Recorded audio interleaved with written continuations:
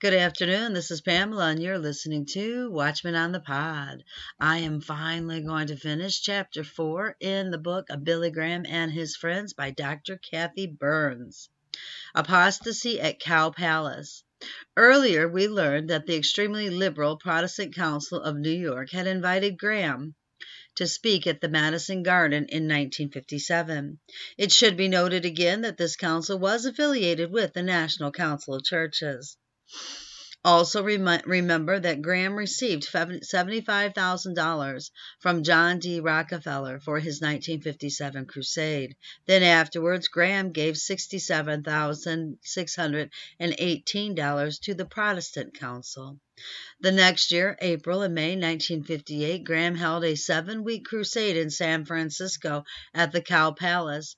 He chose Mrs. William Lister Rogers, an American Baptist who was president of the San Francisco Council of Churches, to be the chairperson of the Billy Graham San Francisco Bay Crusade Finance Committee.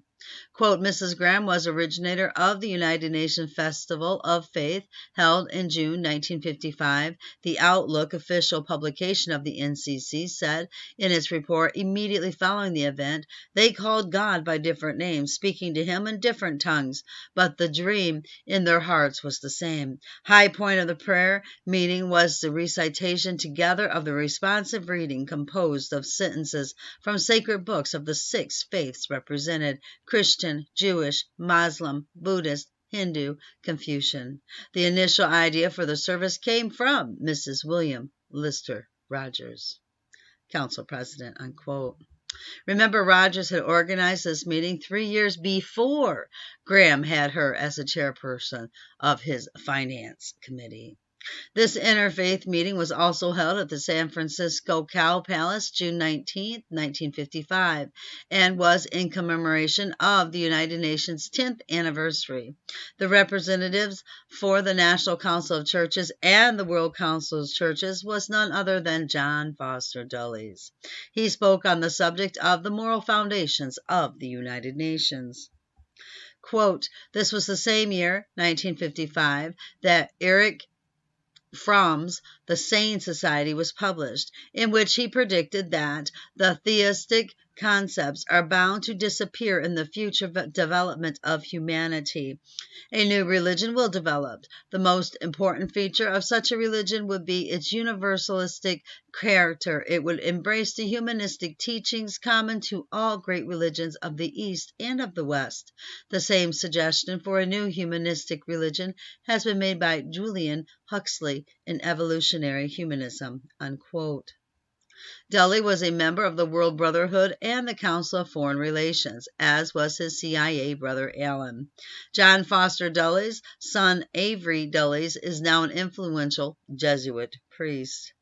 The Bible explicitly warns true Christians, be ye not unequally yoked together with unbelievers. For what fellowship hath righteousness with unrighteousness? And what communion hath light with dark?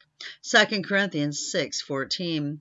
The Bible also specifically commands us to come out from among them and be ye separate. 2 Corinthians chapter 6, verse 17. But Graham not only has fellowship with unbelievers, he invites them on his platform.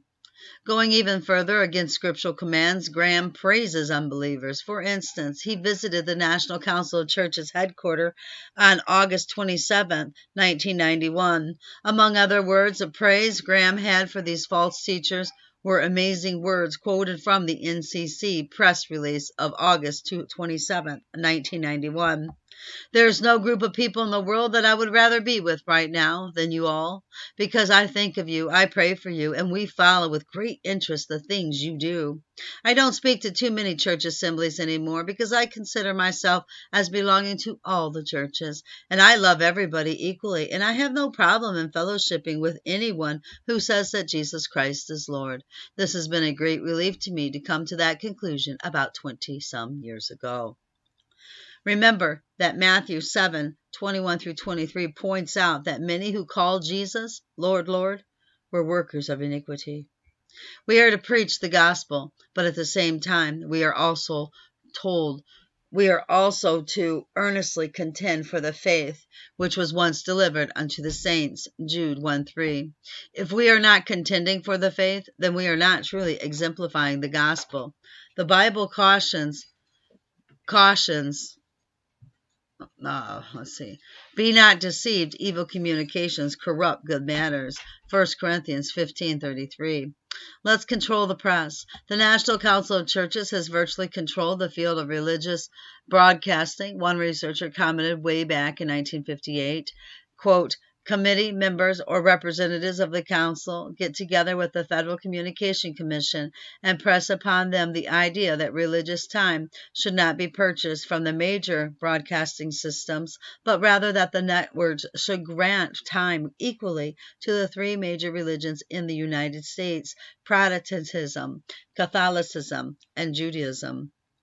Then the council representatives, posing as the voice of Protestantism, seek to convince the Federal Communication Commission, the heads of the broadcasting chains, and the local radio stations that since the council represents the majority of the Protestants in the United States, it should be giving sole disposition of the free time granted to Protestants. Hundreds of local evangelical ministers who have refused to join the federal or national council have been forced off the air by representatives of local church councils. Several major broadcasting chains have been highly partial to the Federal National Council and have refused to give independent groups an equal voice on these chains. The Council has even succeeded in putting some of its own representatives in official positions in the networks to manage the chains' sections on religious broadcasting. The Federal Council's 1946 biennial report in the chapter entitled National Religious Radio says, for the past 2 years in particular, recognition should be given to the vision and leadership of the 59 clergymen whose names are listed herewith. Without their cooperation, religious radio programs sponsored by the Federal Council of Churches would not have afforded the spiritual inspiration so vitally needed, unquote. It was difficult for fundamentalists to have their own radio and TV programs. Yet, remember the story in Chapter 1, how Graham accidentally met David Sarnoff, the father of American television, and soon was on NBC TV. Also, shortly after Graham's radio program, The Hour of Decision, started airing, the Chicago Tribune New York News wanted him to write a syndicated column, which is called My Answers. This column soon had daily circulation with over 20 million readers, brags Graham. On October 30th, 1976, the Chicago Tribune reported that Forrest Boyd, White House correspondent for the Mutual Broadcasting System, had been appointed Director of Communications for the Billy Graham Evangelistic Association. How convenient. Obviously, not all preachers on large radio and TV stations are associated with the liberal NCC, but many of them certainly are not Orthodox Christian. 1 John chapter 4, 1 and 5 through 6 warns us, Beloved, believe not every spirit, but try the spirits, whether they are of God, because many false prophets are gone into the world. They are of the world, therefore speak they of the world, and the world heareth them. We are of God. He that knoweth God heareth us. He that is not of God heareth not us. Hereby know we the spirit of truth and the spirit of error. You know, a lot of people like to quote this, believe not every spirit, but try the spirits, whether they are of God. And the thing is, we don't keep reading, and it tells us how to try them. They are of the world, therefore speak they of the world, and the world heareth them. We are of God. He that knoweth God heareth us. He that is not of God heareth not us. Hereby know we the spirit of truth and the spirit of error. You know, woe to you when all men speak good of you. Billy Graham, everybody, they called him the world's, the citizens, the people's preacher, I think it was, or something like that. Sinner and saint alike adored this man. That makes no sense. I'm sorry, but it really makes no sense. And especially those in the communist and socialist front, they really loved him. That makes zero sense whatsoever. The Rockefellers giving him money and all that makes no sense whatsoever. I'm sorry, but it doesn't. It doesn't add up.